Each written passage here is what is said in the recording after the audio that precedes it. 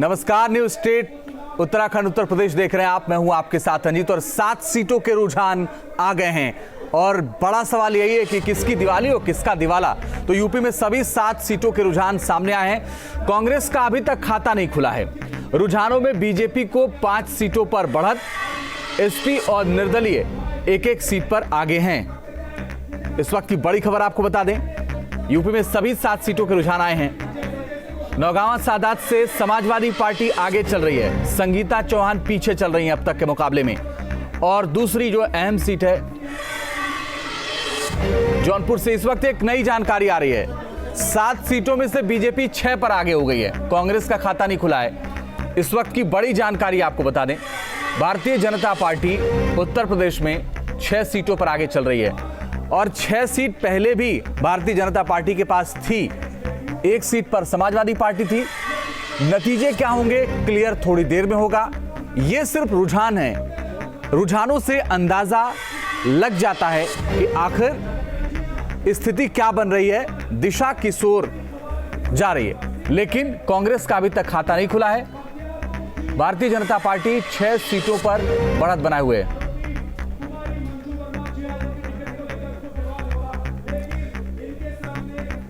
तो हम सीधे मल्हनी का रुख करेंगे। जौनपुर की विधानसभा सीट है। सुशांत मुखर्जी मेरे सहयोगी वहां पर हैं। सुशांत, बताइए क्या अपडेट है मल्हनी से फिलहाल?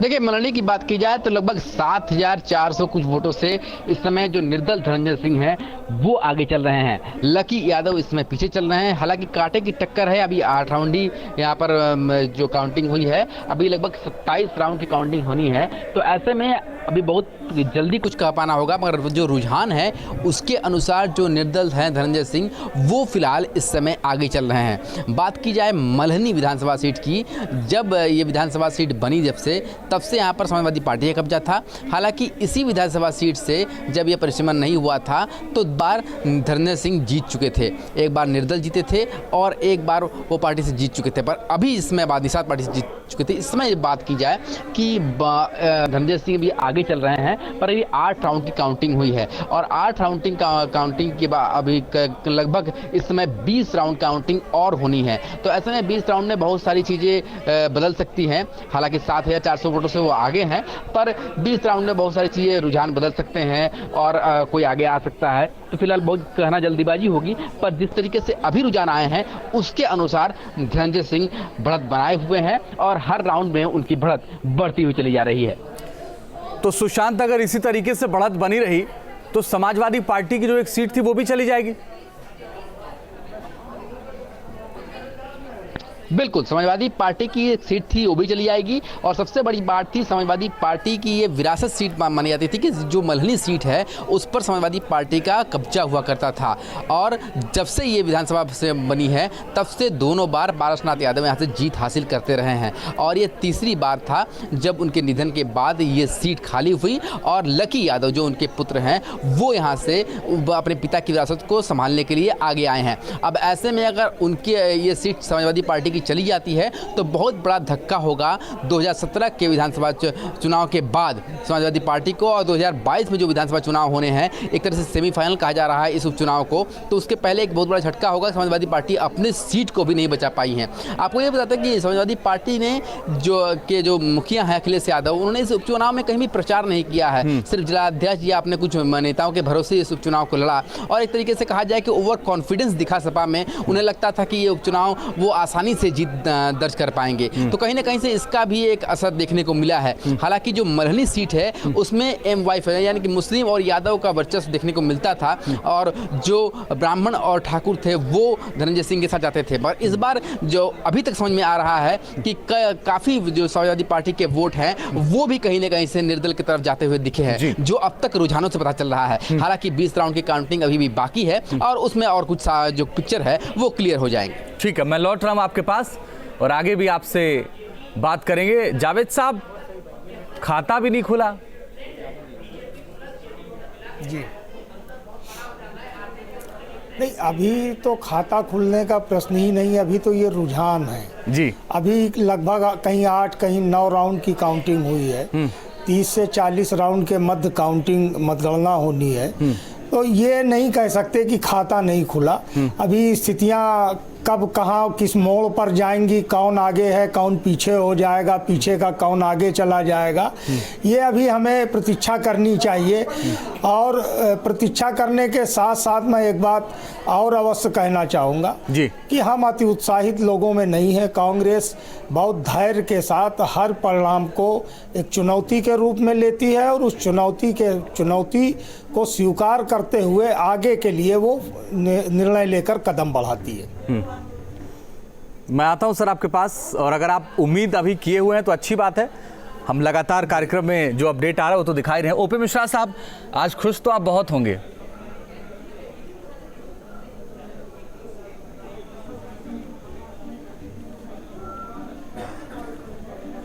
ओपी मिश्रा जी, आवाज मिल रही है आपको? चलिए, ओपी मिश्रा साहब के पास मैं दोबारा जाने की कोशिश करूंगा। रामशरण जोशी जी, हमने ये सुना है सर कि जब उपचुनाव होते हैं तो दो चीज़ें होती हैं, एक तो सरकार का प्रभाव रहता है और दूसरा ये कि जो जनता है ना वो जनप्रतिनिधि चुनती है, सरकार नहीं चुनती है, क्योंकि यहाँ सरकार चुनने जैसा वाला कोई मामला नहीं है। तो क्या जो प्रत्याशी पीछे चल रहे हैं या आगे जब परिणाम क्लियर होगा, क्या और बाकी पार्टियों ने प्रत्याशी चुनने में या उम्मीदवार उतारने में कहीं कोई गलती की?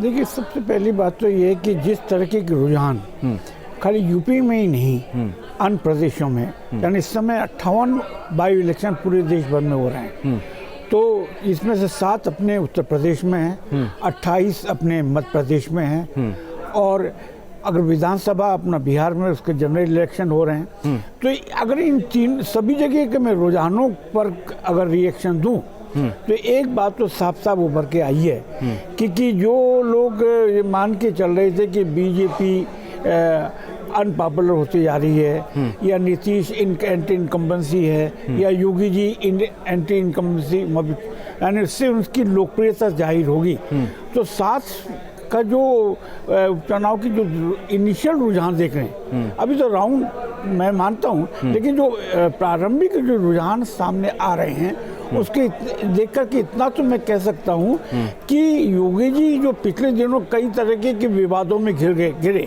खासतौर से क्राइम सिचुएशन को लेकर के, तो उससे ये भी माना जा रहा था कि उनकी जो लोकप्रियता है वो थोड़ी सी कम हो जाएगी, घटी होगी, उसको गहन लग जाएगा। लेकिन रुझानों को देखते मुझे ऐसा नहीं लग रहा कि उसमें कोई विशेष प्रभाव पड़ा है, यानी प्रतिकूल प्रभाव पड़ा है। पहली बात तो ये है, एक बात तो। दूसरी बात ये कि कांग्रेस और समाजवादी पार्टी, देखिए 7 में से 6 सीटें तो बीजेपी के पास पहले से ही थी जी, और 1 सीट समाजवादी पार्टी के पास थी।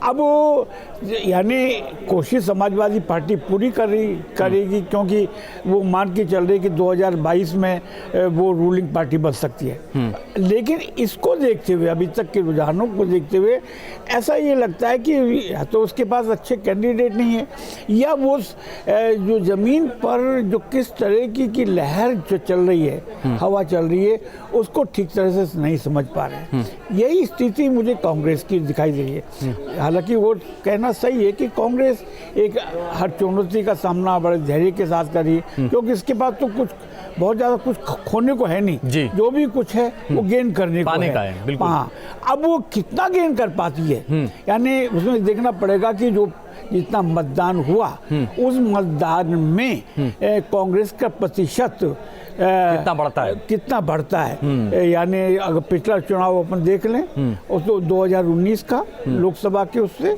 और उससे पहले विधानसभा का, तो इसमें कितना इसका प्रतिशत बढ़ता है कांग्रेस का, वो महत्वपूर्ण है। लेकिन बीजेपी का प्रतिशत, मतदान प्रतिशत में कितना फर्क पड़ता है ये देखना। लेकिन अब ये सच है कि प्रारंभिक रुझान है, और अभी कई तरह के मतलब अभी आधे भी काउंटिंग नहीं हुए, लेकिन इनिशियली अगर ये रुझान बीजेपी मेंटेन करती है तो मैं ये कह सकता हूँ कि वो अपनी 6 सीटें तो रिटेन कर सकेगी। ओके, ठीक है सर। ओपी मिश्रा साहब, आज खुश तो बहुत होंगे आप?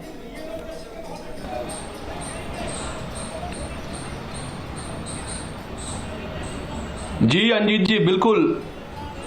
जिस तरह से पीछे के समय में लगातार विपक्षी पार्टियां और कांग्रेस और समाजवादी पार्टी जिस तरह से इस पूरे पैंडेमिक सिचुएशन को भारतीय जनता पार्टी की उत्तर प्रदेश की सरकार ने सफलतापूर्वक एक अपने लोगों को बचाने का, सेव करने का और जिस तरह से उपाय करने चाहिए थे उस तरह से केंद्र सरकार के मिलके जो एक जज्बा दिखाया है और जो प्रवासी रह रहे थे बाहर वो उत्तर प्रदेश में आए हैं, उनके लिए जो रहे उनके लिए रोजगार की भी व्यवस्था की और जिस तरह से सफलतापूर्वक इस पूरे पैंडेमिक को अभी तक इस सरकार ने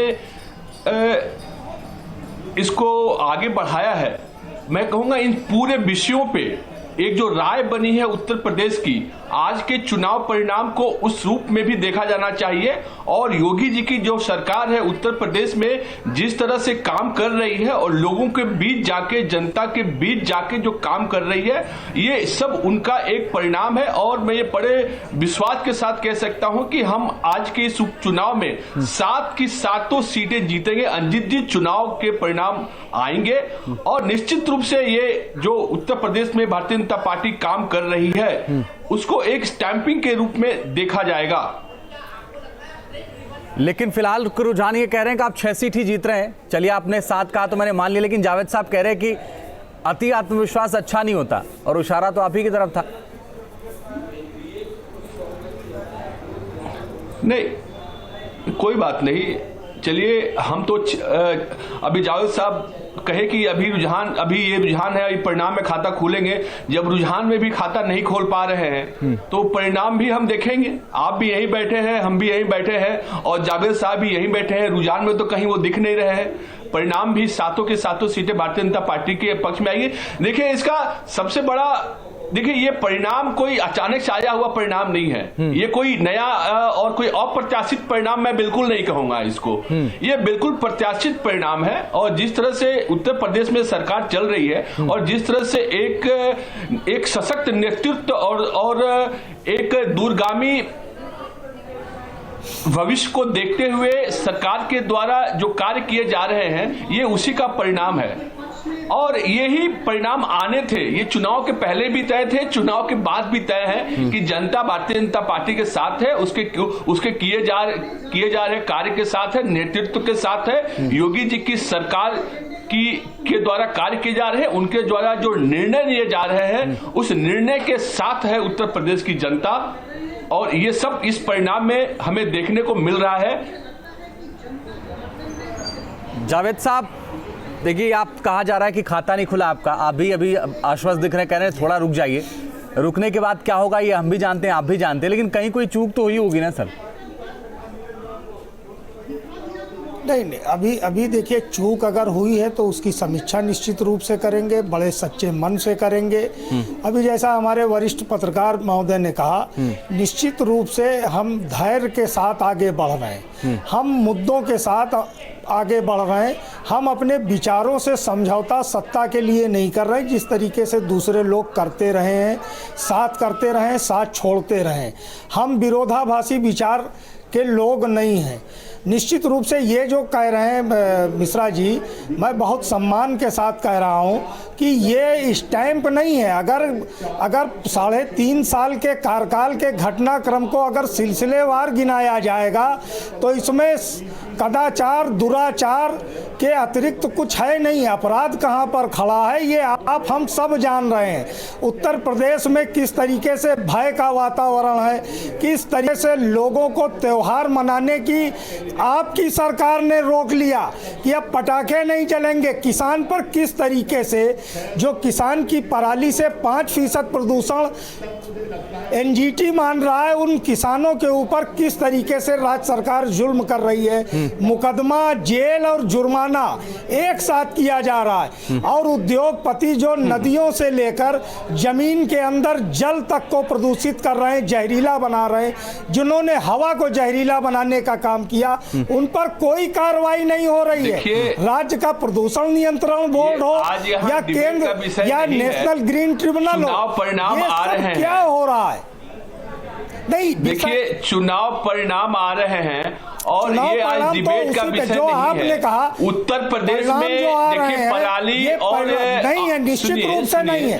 ओपी भाई ने, ओपी भाई आपने जो कहा, मैंने आपके प्रश्न का मैंने सम्मान के साथ उत्तर दिया है कि आप अगर इंसाफ करना चाहते हैं तो गाली पलट जाती है, आप इंसाफ अगर करना चाहते हैं तो 5 लाख का इनामिया की अवैध संपत्ति बिल्कुल सुरक्षित है। आपने कुछ प्रश्न खड़ा किया, आप जो है एक स्वर्गीय एक विधायक जिसकी हत्या हुई उसका परिवार आपके दल का सदस्य रहे, वो बहुत अच्छा है।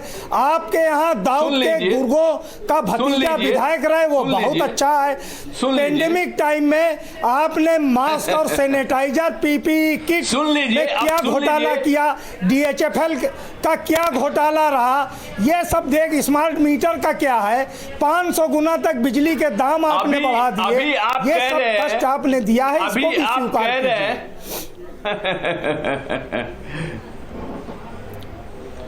हाँ, तो जावेद साहब सुन लीजिए, ये वही उत्तर प्रदेश है, ये वही उत्तर प्रदेश है जहाँ सफाई और मैनपुरी के अलावा पूरा उत्तर प्रदेश अंधकार में डूबा हुआ था।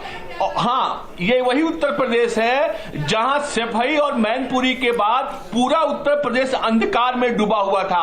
ये वही उत्तर प्रदेश है जहां योगी जी की सरकार ने आज भी वही स्थिति है। कितने मेगावाट बिजली का उत्पादन आपने किया? रोशनी में 6 साल से केंद्र में मिश्रा जी सरकार है आपकी। ये चर्चा जारी है कि मैं आप दोनों के पास लौट रहा हूं, ये चर्चा जारी, लेकिन इस वक्त की बड़ी खबरें क्या हैं वो दर्शकों को दिखाते हैं, फिर इस चर्चा पर फौरन वापस लौट रहे हैं। प्रस्तुत करता P6 कैप्सूल्स और ट्यूब, बिना ऑपरेशन बवासीर का इलाज। 8649886498। रुझानों में विधानसभा उपचुनाव में बीजेपी ने मारी बाजी, 7 में से 6 सीटों पर मिली बढ़त, 1 सीट पर निर्दलीय आगे। बिहार में एनडीए और महागठबंधन में काटेगी टक्कर, रुझानों में एनडीए को मिली 100 से ज्यादा सीटें, महागठबंधन दूसरे नंबर पर।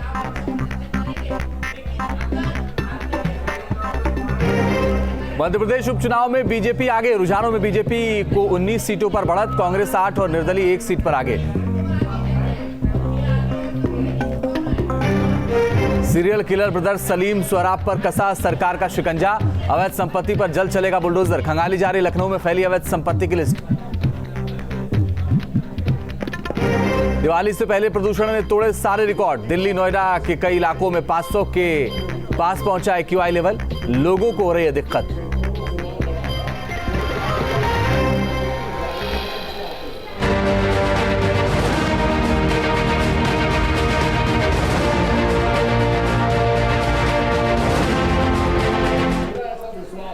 तो अहम जानकारी आपको दे दें, उत्तर प्रदेश में सभी 7 सीटों के रुझान आ गए हैं और कांग्रेस का अभी तक खाता भी नहीं खुला है। भारतीय जनता पार्टी आगे चल रही 6 सीटों पर। ये देखिए, भारतीय जनता पार्टी 6 सीटों पर आगे है, जबकि 1 सीट पर अदर्स यानी निर्दलीय आगे है। ये वही सीट होगी जो मल्हनी में है। ये स्थिति है। बीजेपी 6, समाजवादी पार्टी किसी भी सीट पर आगे नहीं है, बीएसपी किसी भी सीट पर नहीं है, कांग्रेस किसी भी सीट पर नहीं है। बिहार की बात करें तो बीजेपी 133 सीट पर आगे चल रही है और आरजेडी गठबंधन 100 सीट पर, एलजेपी 7, अदर्स 3। एनडीए जो है वो 133 सीटों पर है इस वक्त आगे। आरजेडी महागठबंधन 100 सीटों पर, चिराग पासवान की पार्टी एलजेपी 7 सीट पर और अदर्स 3 सीट पर आगे चल रहे। और बुलंदशहर से हमारे सहयोगी हिमांशु जुड़ गए ज्यादा जानकारी के लिए। हिमांशु, बताइए क्या अपडेट है वहां से?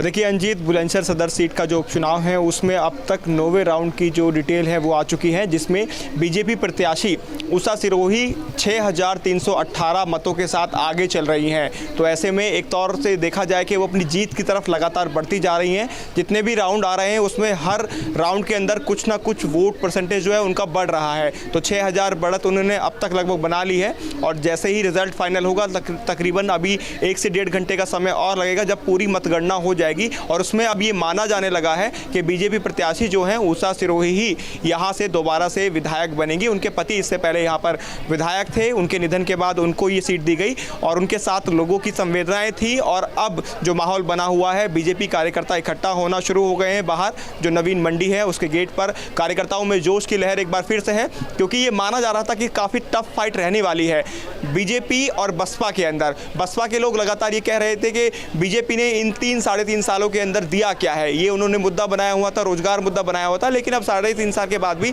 जब उपचुनाव हो रहा है तो उसके बाद भी जनता की जो वोट है वो बीजेपी के पाले में ही नजर आ रही है। हालांकि 144 लागू है यहाँ पर धारा और सीधे तौर पर कहा गया है कोई भी विजय जुलूस यहाँ से नहीं निकालेंगे, शांतिपूर्वक तरीके से यहाँ से जाएंगे। लेकिन फिलहाल जो मत आ रहे हैं, जो निर्णायक जो रिजल्ट सामने आ रहा है उसमें यही है कि उषा सिरोही जो बीजेपी से प्रत्याशी हैं वो सबसे आगे हैं। दूसरे नंबर से जो बसपा के हाजी यूनुस हैं वो चल रहे हैं, तीसरे नंबर पर कांग्रेस के प्रत्याशी चल रहे हैं और चौथे नंबर पर यहाँ से RLD प्रत्याशी और सपा का जो गठबंधन है उनका चौथे नंबर पर चल रहा है। 5वें नंबर पर हैरान करने वाली बात है, एक अच्छा मत उन्होंने जो आजाद समाजवादी पार्टी है उन्होंने भी कुछ अच्छे मत पाए हैं। 9वें रिपोर्ट कार्ड के बाद जो आया है अब तक का निर्णय उसमें तकरीबन 4000 मत उनको भी मिल गए हैं। तो आने वाले 2022 की अगर हम बात करें चुनाव के अंदर तो जो आज़ाद समाज पार्टी है ये भी BSP को खासा नुकसान पहुंचा सकती है। इस चुनाव के अंदर काफ़ी चीज़ें स्पष्ट हो रही हैं। सभी सीटों पर ये चुनाव लड़ रहे हैं जिस तरह से यहाँ रुझान आ रहे हैं। लेकिन एक बात साफ है, जो लग रहा था कि जनता बीजेपी से छटक रही है, जनता बीजेपी को पसंद नहीं कर रही है, यहाँ जो उपचुनाव हुआ है और बाकी जो सभी विधानसभाएं हैं वहाँ पर जिस तरह से रुझान आ रहे हैं यूपी के उपचुनाव के, सभी जगह पर बीजेपी के प्रत्याशी ही बढ़त बनाए हुए हैं। तो ऐसे में बीजेपी के लिए ये कॉन्फिडेंस और भी ज़्यादा बढ़ जाएगा और 2022 के जो चुनाव आने वाले हैं यानी कि उसके अंदर ये कहा जा सकता है कि ये साल तो खत्म होने की कगार पर ही है। तो 1 साल का जो समय बचेगा, क्योंकि 1 साल का 1-1.25 साल का जो समय बचता है उसमें पार्टियां दोबारा तैयारियां शुरू कर देती हैं चुनाव लड़ने की। तो 2022 मार्च के अंदर जो चुनाव होगा, मेन चुनाव जो होगा, उसमें बीजेपी दोबारा से कॉन्फिडेंस लेवल बीजेपी का काफ़ी ज़्यादा हाई होगा और एक बार फिर से चुनावी मैदान में उतरने के लिए बीजेपी तैयार होगी। तो इस उपचुनाव से बीजेपी को कॉन्फिडेंस तो मिलेगा ही, लेकिन जो कहा जा रहा था बीजेपी के पास खोने के लिए कुछ नहीं है, पाने के लिए बहुत कुछ है, तो बीजेपी ने सब कुछ पा लिया है, खोया कुछ नहीं है इस समय तक जो स्थिति बनी हुई है। हालांकि निर्णायक रिजल्ट जो है उसको आने में अभी समय बचा हुआ है। अंजीत, चलिए आप बने रहिए, मैं लगातार आपसे अपडेट लेता रहूंगा। लेकिन ओपी मिश्रा साहब आपके पास आऊं उससे पहले रामशरण जोशी सर आपसे समझना चाहता हूं, अखिलेश यादव निकले नहीं, एक बार भी किसी सीट पर नहीं गए प्रचार के लिए। एक तरफ मुख्यमंत्री योगी आदित्यनाथ लगभग हर सीट पर पहुंचे और उसके बावजूद जब ये पूछा जाता था, समाजवादी पार्टी के तमाम जो प्रवक्ता आते थे, आज 12 बजे आना था अनुराग भदौरिया को, अभी तक जुड़े नहीं, एक बार पता करिए कहाँ है, तो उनको बार बार ये कहना था कि हर कार्यकर्ता अखिलेश। क्या अखिलेश के नहीं निकलने की वजह से भी ये स्थिति आ गई कि एक भी सीट पर समाजवादी पार्टी आगे नहीं है? मुझे तो इसमें ये लगता है कि देखिए, जब योगी जी हर सीट पे गए, वो फिर बाई इलेक्शन के अंदर हर जगह जा रहे हैं, ऐसी स्थिति में अखिलेश जी क्यों नहीं गए, वाकई ये सोचने की बात है। या तो उन्हें इस तरीके का फीडबैक मिला होगा कि बहुत अच्छी स्थिति नहीं है उनकी पार्टी की। अगर ये फीडबैक उनके पास आ गया जो दर्शाता है, तो इससे ये लगता है कि इसका असर 2022 के में भी पड़ सकता है, क्योंकि इससे ये लगता है ना कि एक विश्वास की कमी, यानी मतदाताओं और पार्टी, समाजवादी पार्टी जो एक वैकल्पिक रूलिंग पार्टी बनने की आशा रखती है, बल्कि मैं ये कहूँगा कि महत्वाकांक्षा रखती है, अगर उसके प्रधान अगर इस बाई इलेक्शन में मेहनत नहीं करते। देखिए, एक बात मैं हमेशा अपोजिशन पार्टी से कहता हूँ, नेताओं से कहता हूँ कि कुछ चीज़ें प्रधानमंत्री नरेंद्र मोदी से सीखनी चाहिए, और वो एक अच्छी बात ही है कि तमाम मतभेदों के बावजूद मैं ये कहूँगा कि नरेंद्र मोदी की खास बात ये है कि वो बहुत नीचे तक उतर जाते हैं। यानी आपने कहा कि ये बिहार विधानसभा में वो आखिर तक जुटे रहे, और यानी वो 5-6 पेज की जो चिट्ठी भी लिखी। यानी प्रधानमंत्री ये नहीं कि साहब प्रधानमंत्री वहाँ नहीं जाएगा, उधर नहीं जाएगा। पहले के प्रधानमंत्री ऐसे किया करते थे कि राज्यों के चुनाव में कम जाया करते थे, लेकिन नरेंद्र मोदी जी ने जो नई शुरुआत की है, क्योंकि दुश्मन को, अपने दुश्मन को, यानी अपने विरोधी को, दुश्मन शब्द नहीं वापस लेता हूँ, विरोधी को कि अपने विरोधी को कमजोर नहीं समझना। तो यानी ये इस जज्बे के साथ बीजेपी लड़ती है, यानी नरेंद्र मोदी लड़। तो ऐसे में अखिलेश जी का नहीं जाना ये दिखाता है कि उनमें कहीं न कहीं विश्वास की कमी रही, या ये कहा जा सकता है ओवर कॉन्फिडेंस कि मैं तो जीत ही जाऊंगा। अगर यही बात रहती तो प्रधानमंत्री को भी बिहार के चुनाव में नहीं उतरना चाहिए था, क्योंकि वो जान रहे थे कि यार नीतीश जी की तो एंटी इनकम्बेंसी चल रही है, मैं कहाँ तक नैया पार करूंगा, कुछ होनी चाहिए। लेकिन वो हर राउंड में यानी हर चरण में वो लगे रहे। यानी मैं ये बता रहा हूँ, तो ये बात अपोजिशन नेताओं को नया अपडेट आ गया सर, नया अपडेट आ गया। श्रीकांत कटियार को 23,294 वोट मिले हैं, एसपी 12,103 और बीएसपी आसपास। इस वक्त बड़ी खबर बांगो में उस सीट पर बीजेपी उम्मीदवार आगे, 10,068 वोट से बीजेपी उम्मीदवार आगे हैं। श्रीकांत कटियार को मिले हैं 23,294। बांगरमऊ सीट से बीजेपी आगे चल रही फिलहाल। एक छोटा सा ब्रेक ले रहे हैं, ब्रेक के बाद भी ये चर्चा जारी है।